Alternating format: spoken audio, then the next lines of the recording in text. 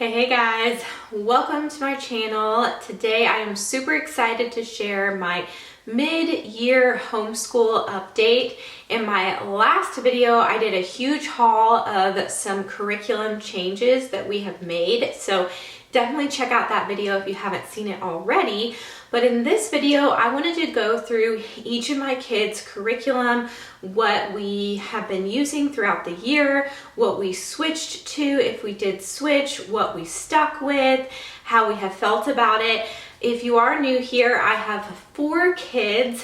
My youngest is 3, and then I have a 5-year-old, a just turned 8-year-old, and a 16-year-old. So I have ages all the way from like very young preschool to well, I'll just say it all. I have preschool, well, like pre-K 3, kindergarten, 2nd grade, and 10th grade. So I'm going to talk about all of that in this video. I'll probably start from youngest to oldest, since I know most people that homeschool are homeschooling younger kids, but there are some of you out there like me still homeschooling in high school, so I want to give you guys an update on that as well. So I am just going to jump right into it because we have a lot to cover, and I'm going to try to not make this video too long. If you are new, please subscribe and click the bell to be notified when I post new videos, and definitely give this video a thumbs up. That just tells the YouTube algorithm that you enjoyed the video and they might push it out to new people.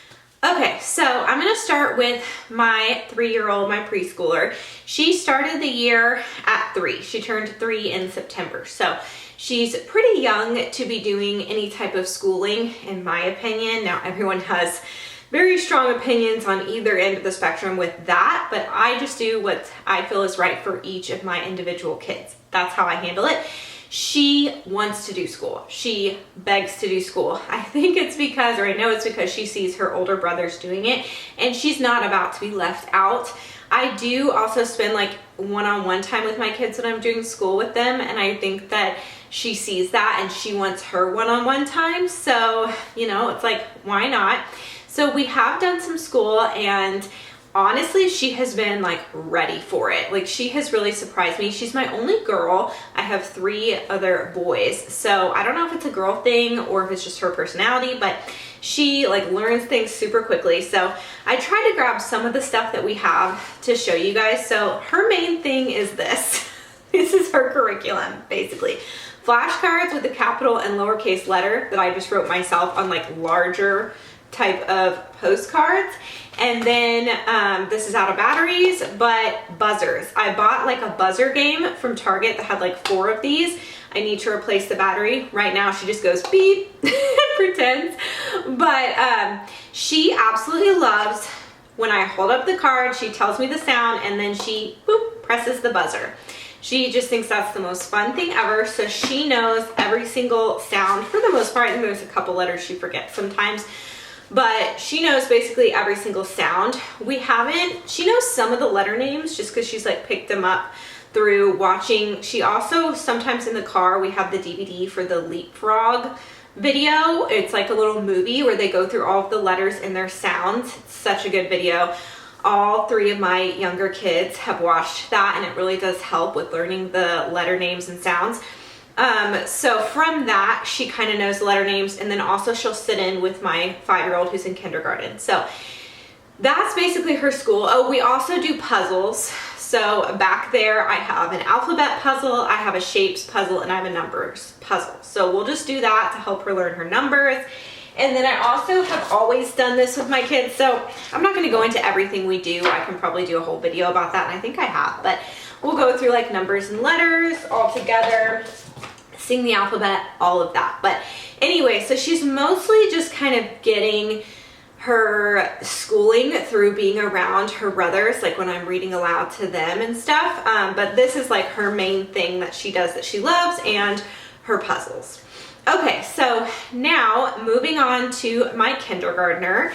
So he turned 5 in the summer. So I'd say he's like a younger kindergartner in my opinion. Now, I keep my kids, just so you know my philosophy, I keep my kids in their grade. Like, I will call them whatever grade they are kindergarten, because I don't want them graduating early. I don't think emotionally kids are necessarily ready to like leave the house or whatever. Some may be, and we can address that when the time comes, but for the most part, I don't want to send like a 16-year-old off to college. It's just, I don't think they're emotionally ready for it, even if mentally they are.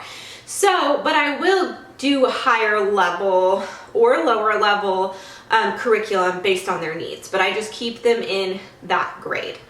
So anyway, my kindergartner, he's a little bit more resistant. Of all of my kids, I'd say he's the most resistant to like formal schooling. Although he's extremely smart, he's very creative, very artistic. He builds things. He does these like intense army battles. He does Legos. So he's constantly doing stuff like that. But as far as like formal learning, sometimes he's resistant. So I do feel like he's gone a little slower. And then also just with homeschooling, you live life and just how our life has landed. He has had, my oldest had a bowel obstruction. So that happened when he was in like preschool, and I was basically just like out of commission for teaching for like 6 months. And then we moved this past year, like sold our house and moved and stuff. So the combination of that, I mean, he's still doing great. Like he knows, he will do these flashcards as well, and he knows his letter sounds, and he can tell me what letter it is. So we still practice that. But he has been doing, I do have some of his curriculum here. So he has been doing the kindergarten math with confidence. I do think I'm going to start this for my daughter next year when she's 4, and I feel like he could have done this when he was 4, but like I said, it just, at that time, it wasn't going to work out, and he didn't have to do school at that time anyway. So he's really good with numbers. So far, all of my kids have been really good with numbers. Like my oldest is like a math genius, and my second child, he like numbers come easily to him. Like he doesn't struggle with it. And so I'm kind of seeing that as well with him. But so I do think he could have been ahead, but anyway, it doesn't matter. So we are doing kindergarten math with confidence. Absolutely love this. I'm also doing this with my second grader. I think this gives them a really strong number sense. We have started with this and we have stuck with this, and I will change. I have no problem changing. So that shows that this is a really good curriculum. It was created by Kate Snow, who's like, I've forgotten now, but I think she's like has her doctorate in math or something like that. Anyway, she knows how to teach numbers, and we did have done the good and the beautiful in the past. It's way too easy, and it doesn't give your kid a very good number sense. So I would highly recommend Math with Confidence, and it's fun too. There's games and stuff that my kids enjoy doing. And then for handwriting, he has done handwriting without tears, which I really love. I actually did this with my 7 or 8-year-old now, my second grader, and when he was in kindergarten, and I wish I would have stuck with handwriting without tears. Actually, I switched to the Good and the Beautiful handwriting, which I'll talk about that in a minute when I get to his grade. I switched to that, and honestly, I don't think, like I've noticed there are some things that are missing. Like in this curriculum, it tells you like magic C. A lot of letters, you do like a C and then you continue if it's not going to be a C. You know what I mean? Like S and lowercase d and different things like that. This curriculum teaches you that, this handwriting, but the Good and the Beautiful really didn't, I feel like. So I'm definitely going to stick. We have stuck with this. He's not done with it yet, but he's getting there. So we have started the school year with this, and we will continue the school year with this. And we will go on probably next year to use it as well. So that's another like win for mid-year review. And then I don't always love the Good and the Beautiful, but I had this curriculum. This is their preschool. So I had their preschool curriculum, and so just every once in a while, I mean not every once in a while, but we are probably like a little bit more than halfway through this. But we've just kind of taken it at a slow pace, but he does this just to practice his letters and sounds. I feel like it's a really good curriculum for that. And I do think I'll start my daughter on this soon, probably. I just have really liked it for that. Now I've done their kindergarten language arts. I will not do that again with any of my kids. But this I have enjoyed just to like reinforce, it's like more practice with letter sounds. and letter recognition and all of that. And I really like their videos. They have a YouTube channel with tons of videos on like practicing the letters, and they have songs that go along with it, which is kind of like that leapfrog video. And I really like that for my kids. So he has done that. And then back there, I have All About Reading. We recently switched to that. So we were doing Logic of English, and I mean, I kind of like thought about starting it. I didn't feel like he was ready. And then it just never felt right. It never felt right. So he has not really done Logic of English. I could just tell it wasn't going to work for him. And so we've just started with All About Reading, and so far so good. I will update you guys on that eventually though. That was a switch that we made mid-year. Okay, so I think that's everything for like his core curriculum. Now we do group subjects, so I don't know if I should do like a whole video on that, but he's been doing the Curious Kinder, and I will read that to like all my kids when we do read the books, and that's been fun. That's been another thing that we switched to and started mid-year. I think another reason why I kind of started things mid-year is I had to start slow because we were moving at the beginning of the school year last year, and it was just a crazy time, and I was trying to get the schoolroom set up, and it was just very busy. So that's part of like why I kind of added some things mid-year, but we've enjoyed the Curious Kinder, and I talked more about that in my last video when I talked about my curriculum changes. Okay, so now let's move on to my second grader. So he has been doing second grade Math with Confidence. Now we are a little behind because of just the crazy year last year. So I have actually been doubling up on his lessons with this curriculum recently, and I do think that's totally fine. Like the lessons are pretty short and pretty simple. So, but it gives you a really good number sense. He like wants to do multiplication so bad, but I think it's so important. Like math is like building blocks, and I really want him to have his addition and subtraction like super solid. What did she call me twice? So like recently we've been doing 2 lessons a day, and like they've been spending like a few weeks on graphs. And so I'll do like, that's actually been really nice to do 2 lessons, because I'll do 1 lesson on graphs, which I think is really important to learn how to make graphs and interpret them and stuff like that. I think that's a really fun part of math, because you're kind of like using math to apply it to real life and comparing things and stuff. So we've been doing that, and then we'll skip ahead and do like an addition and subtraction lesson with practicing that, and it gives you like strategies and stuff. So I love this curriculum. We started it at the beginning of the year, and we will continue it. I will say though, we have added mid-year beta. I think it's beta, yeah.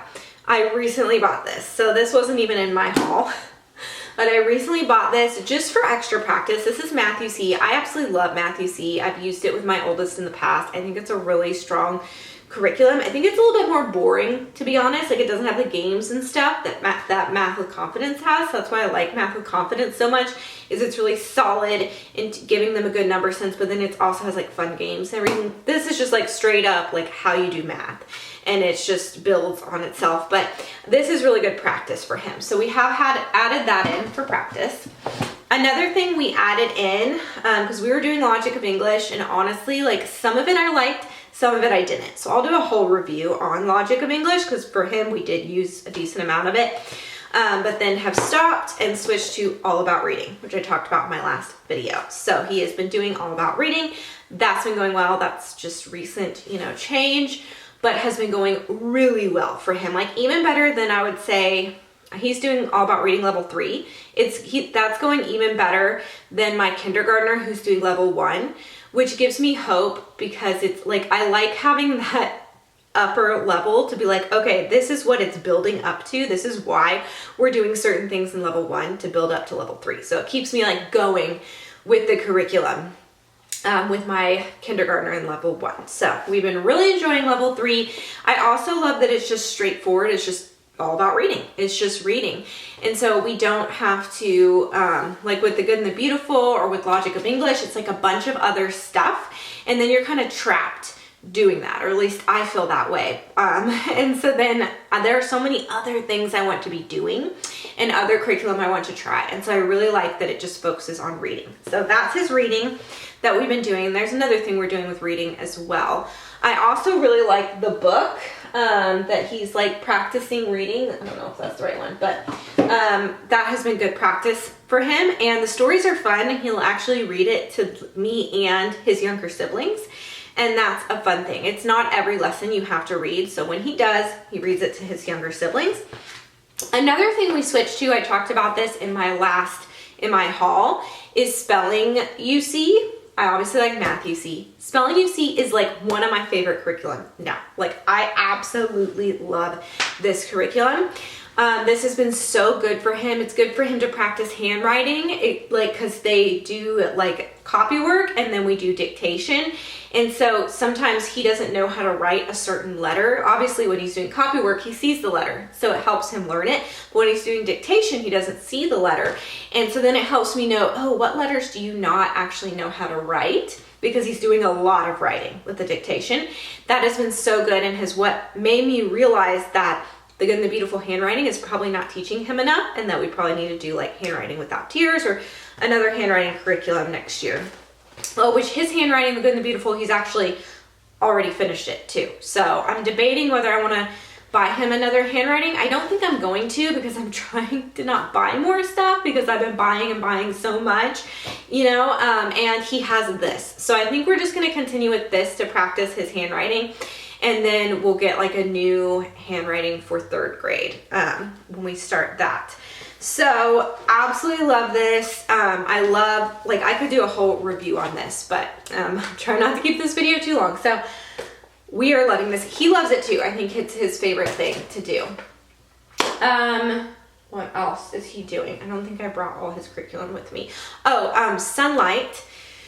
So I added that in, and their readers. Absolutely love their readers. I bought the 3rd grade readers for him because we were like midway through the year, and we already had bought individually some of the 2nd grade readers anyway, and he had already read those. So I just went ahead and got the 3rd grade one, and that's been great. He reads like a chapter or 2 a day to his dad at night. That's like a way to work with my husband and take one thing off of my plate. So, and he really enjoys reading to his dad. So that's something he's been doing to just like reinforce his reading. I love Sunlight. And then we also, as like a group subject, but it's kind of his subject, we added in the history, which you can check out my last video if you want more info on that. But we have been loving that.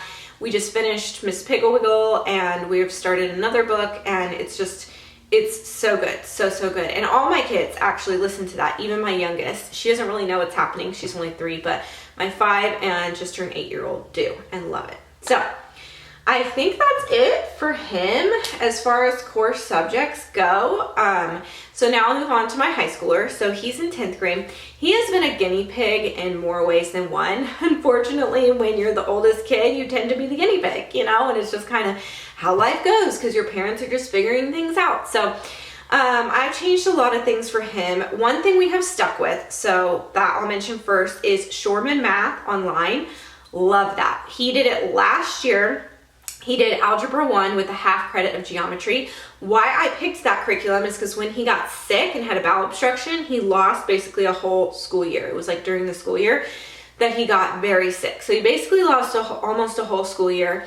And so I liked that they give you that geometry credit. You get to do half of it with Algebra 1 and you do the other half with Algebra 2. So that's why I picked it, and it was online, and I knew it was like, he's very gifted in math, so I wanted him to be challenged in that area. And I feel like it does just that. Like it's enough, like I never have to help him because he's so good at math, and so he's able to figure it out and he gets A's. It emails me when he does something, and then I can click on it and look at the grade. And so it's very simple on me with all of the other kids and all my other responsibilities.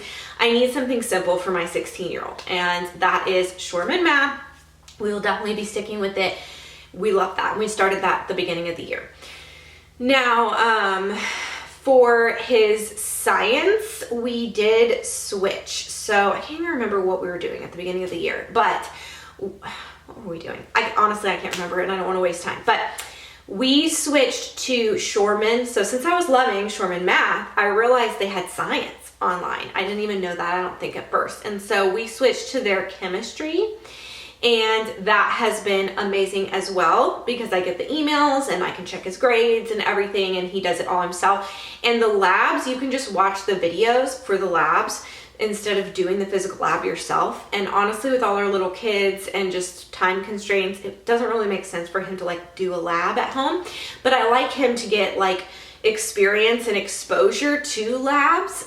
So like I see him doing something mostly geared towards math in college, but when you are doing math, you're gonna need to do a little bit of science. So I want him to have some exposure to labs and stuff. So Shoreman Science has been amazing, and we will stick with that next year probably. So that has been something that we kind of switched to, and I have loved it. Oh, I think we did Life of Fred chemistry is what we were doing, which was fun, but it was hard for me to keep track of what he was doing since it wasn't online, and I'm so busy that's why I thought we needed something else. And we didn't have the lab with that. Even though they talk about lab stuff in it, we just didn't have it. So anyway, that might be something he does like on the side for fun at some point for the rest of his high school career, because we did like it, but it just didn't work practicality wise.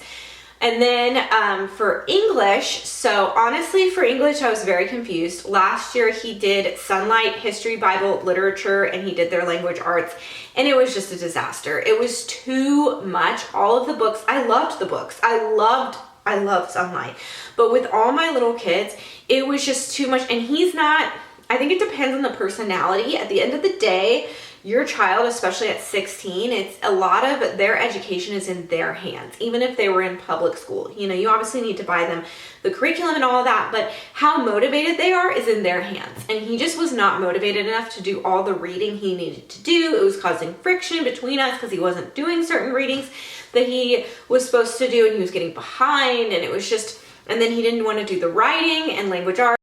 Okay, my battery just died, so I need to get this done. But anyway, I think I was just saying that like, it was just too much. We needed a simpler English, is it focused on me?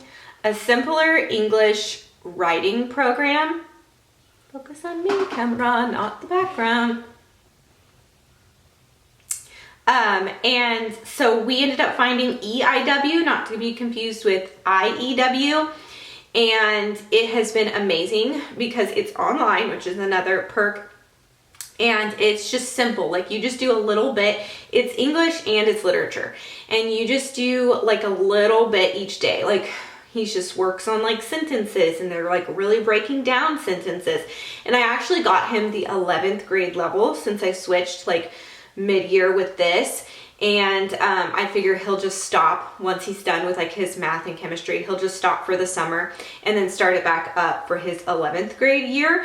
And so that's kind of, he's been reading books throughout the year, but he just needed more structure when it came to English. And so this is like simple and not super time consuming, but builds on itself. So that has been really good for him. Now he also joined basketball mid-year. That's been really good for him. Before he was doing CrossFit, which was good to get his body moving, but I felt like he needed to be on a team and be with other guys his age and stuff. So it's been like a God thing. Like these kids are so kind to him, and it's just amazing. So anyway, he's doing that. He does chess club, and he's super into chess, and he's an introvert. He has his little things at home that he likes to do. He creates like spreadsheets about certain things, and he's super cute, and I love him so much. So anyway, he's doing awesome, and I'm really proud of him. So yeah, that is, my younger kids also do chess, by the way. So my second grader has been doing chess club since kindergarten, and then my kindergartner just started it.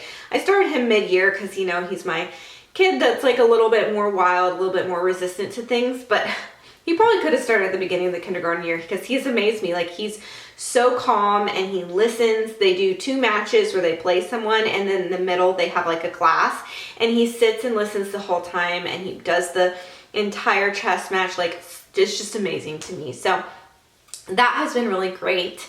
And we do gymnastics. That's something we started at the beginning of the school year, and that has been so good for the kids for learning how to move their body and how to do different stretches and making them stronger and more confident in their body. Like Jack can do the monkey bars by himself now, and that's because of gymnastics and getting stronger there. So that has been really good for the kids. Henry has done soccer, and now he's my second grader, and now Jack and Henry, my kindergarten second grader, Jack's finally going to start soccer this semester, and he's super excited. And Charlie, she'll probably start it when she's 4 in the fall, because she's not about to be left out. She's probably going to be mad that she's not doing it this semester. So, but when you get like all your kids in activities, that's quite busy. So, we'll see how that goes. But anyway, it's been a great school year. Has it been a perfect school year? Of course not, but I would say mid-year, a little bit past mid-year, it's been good. It's been really good. I love having a schoolroom.